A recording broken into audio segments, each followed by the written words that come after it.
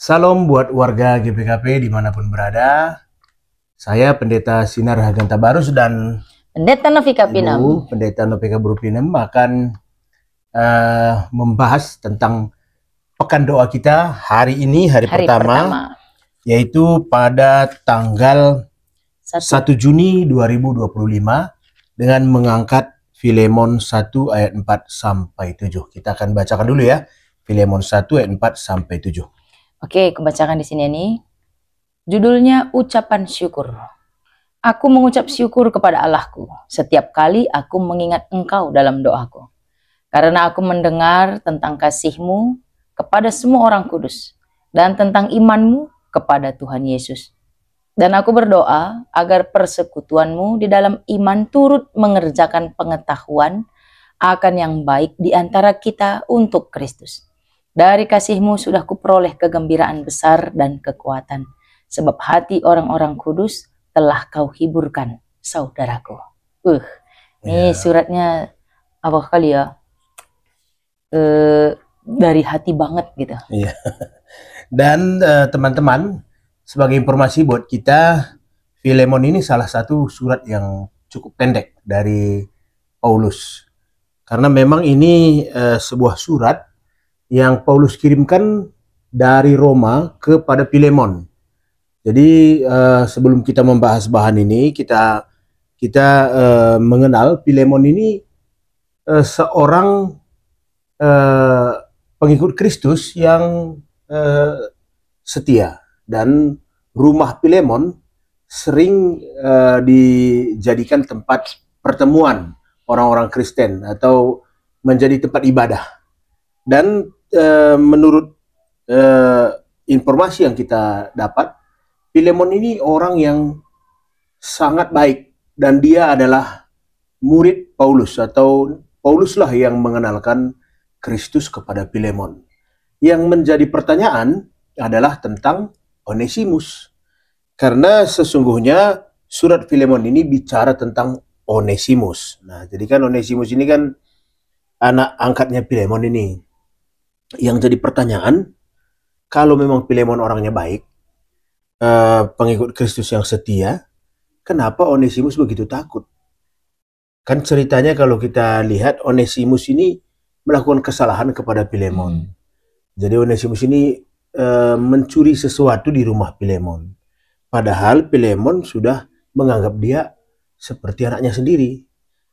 Jadi ketakutan Onesimus kepada Filemon bukan karena Filemon ini kejam orangnya, tapi ketakutannya karena dia merasa bersalah. Jadi si Onesimus lari dari Kolose menuju Roma. Jadi itu jarak yang sangat jauh. Jadi dia melarikan diri. Penafsir mengatakan dia berlari tanpa menoleh ke belakang. Jadi dia lari terus, mungkin karena dihantui oleh rasa bersalahnya sendiri, menyakiti orang baik. Dan mungkin karena kemarahan Onesimus kepada dirinya, di Roma juga dia melakukan kejahatan yang lain, sehingga akibatnya dia dipenjara. Nah, rupanya kejahatan yang kedua inilah yang mempertemukan dia dengan Paulus di penjara. Begitu Paulus bertemu, ya kita ketahui kan, Paulus kan memanfaatkan posisinya sebagai tahanan itu untuk menginjilkan. Jadi siapa yang datang, langsung diinjili. Tentu diawali dengan pertemuan dulu, perkenalan, dan ketika Onesimus berkata bahwa dia adalah anak angkat si Filemon, ya Paulus gembira kan, karena memang Paulus mengenal baik si Filemon. Tapi ketika Onesimus mengatakan segala kesalahannya, Paulus menenteramkan hati Onesimus, jangan takut karena aku mengenal Filemon dengan baik. Nah, kalau nanti engkau bebas, bawalah surat ini kepada Filemon. Itulah surat yang ditulis Paulus, itulah yang menjadi pembahasan kita. Nah, dan yang menarik kan temanya ini. Tema seluruh pekan kebaktian kita, pekan doa kita kan Artoto karena persadaan. Jadi Paulus ini dalam suratnya meminta kepada Filemon untuk mengampuni Onesimus. Lalu menguatkan Onesimus untuk berani menemui Filemon. Nah, itulah garis besarnya bahan kita. Jadi persaudaraan itu ada juga orang baiknya dan ada juga orang yang mencari mengambil keuntungan dari kebaikan orang ya. Kayak si Onesimus itu kan. Terus ternyata orang baik itu juga sering juga diularin. Ya, orang baik itu gampang ditipu ya. Orang baik itu akan ditipu. Tapi di situ juga ujiannya masih tetap baik nggak gitu. Ya, apakah sikap-sikap orang itu mengubah dia kan? Karena banyak orang kan menjadi tidak baik karena trauma kan. Iya. Misalnya ada orang kan yang tinggal di waktu kita dulu di daerah Lubuk Pakam kan banyak sawit kan. Kan banyak juga orang memanfaatkan itu. Artinya di tengah sawit itu pura-pura minta tolong, dibonceng kan, atau menumpang mobil. Rupa-rupanya di tempat sunyi sudah menunggu teman-temannya. Begal juga, jadi bisa diambil sepeda motornya atau dirampok. Banyak itu kisah tentang itu. Dan pernah orang yang trauma atau mendengar cerita serupa tidak lagi menaikkan orang yang sesungguhnya butuh pertolongan. Betul-betul minta tolong karena ketakutan. Jatuh dia di situ, udah lah nggak ngerti, kita lewat aja. Lewat aja. Jadi ini beban juga sebenarnya. Jadi misalnya si Filemon kalau secara manusia kan terpukul ini karena dia dihianati oleh orang yang dia sayangi. Kalau tadinya dia berbuat jahat, artinya menjadi majikan yang kejam, ya bolehlah. Ada juga logikanya orang yang tinggal di rumahnya pergi kan. Tapi kenyataannya dia baik. Dia berbuat baik kepada Onesimus. Tapi Onesimus melakukan kejahatan kepadanya.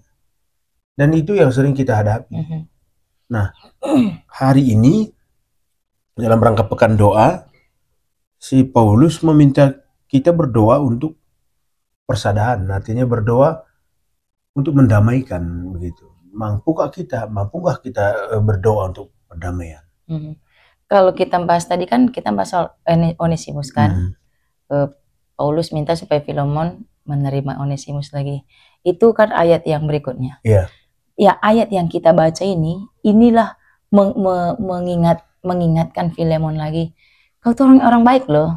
Ya. Kau tuh orang baik loh gitu kan. Karena ini bahan kita ini salam ya, salam awal. Iya, ucapan syukur. Aku mengucap syukur pada Allahku setiap kali aku mengingat Engkau dalam doaku. Karena aku mendengar tentang kasih-Mu kepada semua orang kudus dan tentang iman-Mu kepada Tuhan Yesus. Dan aku berdoa agar persekutuan-Mu di dalam iman turut mengerjakan, nah ini dia, turut mengerjakan pengetahuan akan yang baik di antara kita untuk Kristus. Dari kasih-Mu sudah kuperoleh kegembiraan besar dan kekuatan. Sebab hati orang-orang kudus telah Kau hiburkan, saudaraku. Nah, baru masuk kita ke ayat 8-nya. Karena itu, gitu dia. Sekalipun di dalam Kristus, aku punya kebebasan penuh untuk memerintahkan kepadamu apa yang harus kau lakukan. Di sini baru dia cerita soal Onesimus. Mengajukan permintaan kepadamu mengenai anakku yang kudapat selagi aku dalam penjara, yakni Onesimus. Berarti di awal Paulus ini, ya artinya Paulus ini kan mendapat cerita dari Onesimus kan. Jadi Paulus ini juga belum pasti apakah memang Filemon betul-betul marah.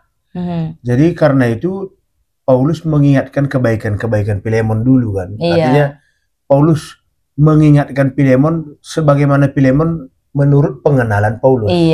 Sampai kemudian pada tahap kedua dia mengajukan proposal.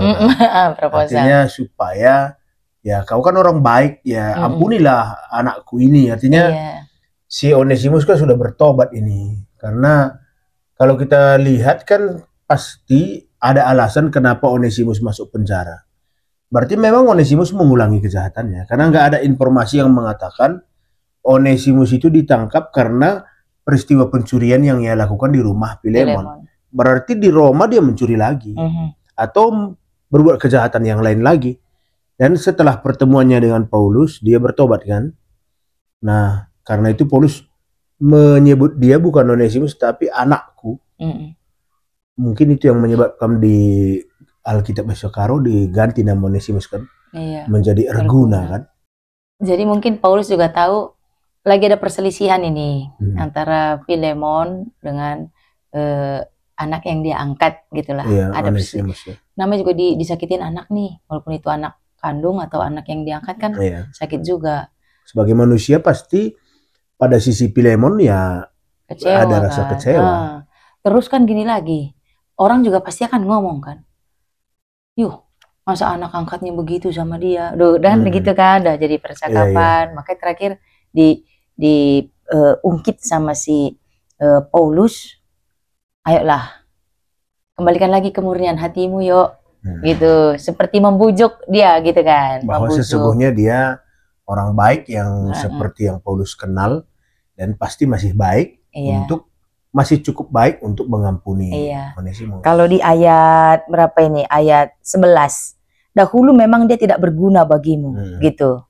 Jadi mungkin aku tahu kau sedang sakit hati nih. Iya, iya. Aku tahu kau sedang kecewa. Memahami kekecewaan Filemon ya. Aku tahu kau sedang kecewa.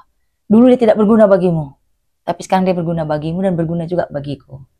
Yuk, kita bersatu lagi yuk. Gitu, kayak mau ngebalikin orang yang lagi bertengkar. Iya. Yuk balikan lagi lah yuk. Dan ini menariknya kan kalau kita membahas jemaat kita kan, artinya begini. Pengalamanku di retreat center cukup panjang ini kan, hampir 10 tahun kan. Hampir semua orang-orang Karo ini, orang GBKP ini, itu pergumulan utamanya itu kesulitan mengampuni. Karena sesungguhnya kan kita orang Karo ini baik kan orangnya. Biasanya pun yang marah itu kan yang baik sebenarnya. Karena dia sudah baik, sudah sungguh-sungguh mengasihi. Orang Karo kan begitu kan, kalau sudah teman-teman. Tapi begitu kita mengasihi tapi orang yang kita kasih itu mengkhianati, umumnya menjadi marah kan begitu. Iya, kecewanya double. Kecewanya lebih. Jadi banyak orang begitu kan, sehingga dulunya dia kompak dengan sahabatnya, tapi karena sebuah pengkhianatan, kemudian sahabat yang dia sayangi itu menjadi orang yang paling dia benci dalam hidupnya. Dan itu membuat sulit bagi dia, tuh sulit sekali untuk mengampuni. Oleh orang Karo ini kan, sulit sekali mengampuni. Nah, jadi lebih baik berpisah, begitu konsep mereka. Makanya ada istilah orang Karo, tek ketang meh. Nah, ketang. Ketang. Ketang, rotan kan. Rotan itu kan kalau dipatahkan itu nggak pernah rapi. Jadi kalau bambu kan rapi kan, masih bisa disatukan. Kalau rotan dipatahkan pecah dia. Jadi dia nggak ada lagi jalan untuk bersatu. Baik gitu. Bagus nggak bisa lagi. Untuk kembali bagus nggak bisa. Nah, jadi bahan ini tidak semudah mendiskusikannya dibanding ketika kita mempraktekannya. Dan inilah doa kita kan. Iya. Doa kita. Tertoto guna persadaan katanya ya. Iya. Jadi ini juga mungkin jadi apa istilahnya itu, mengajak kita lah. Mungkin kita juga pernah dikecewakan, bukan dengan Onesimus. Kayaknya hampir semua rumah lah. Iya, banyak. Hampir semua keluarga. Iya. Semua PJJ gitulah ya, semua sektor, semua gereja. Gereja punya Onesimusnya masing-masing. Punya pengalaman kecewa itu pasti punya. Tapi mungkin surat Paulus ini pun bukan hanya untuk Filemon, tapi untuk kita semua. Aku tahu dalam kemarahanmu masih ada sisi baikmu loh. Gitu. Iya. Ada sisi baikmu. Aku tahu kau sedang kecewa, tapi aku juga tahu imanmu juga mau mengajak, ayo maafkan. Mungkin itu lebih mendamaikan hatimu daripada menahan amarahmu dan kecewamu. Iya.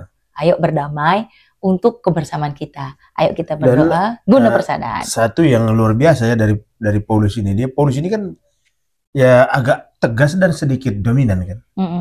Sebenarnya aku berhak untuk memerintahkan. Iya, gitu katanya. Itu, di ayat 8. Coba ulangi ayat 8. Karena itu, sekalipun di dalam Kristus aku mempunyai kebebasan penuh untuk memerintahkan kepadamu apa yang harus kau lakukan. Tapi mengingat kekasihmu itu lebih baik aku memintanya daripadamu.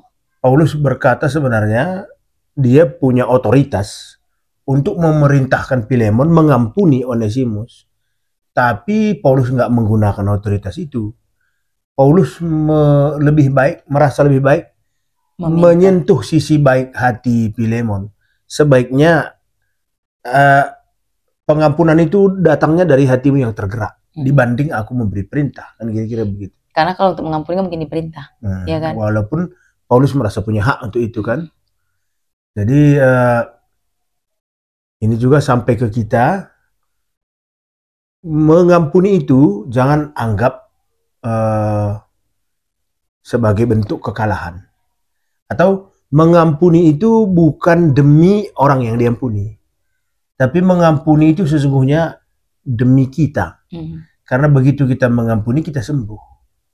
Ada yang bilang gini, mengampuni itu adalah tindakan egois katanya.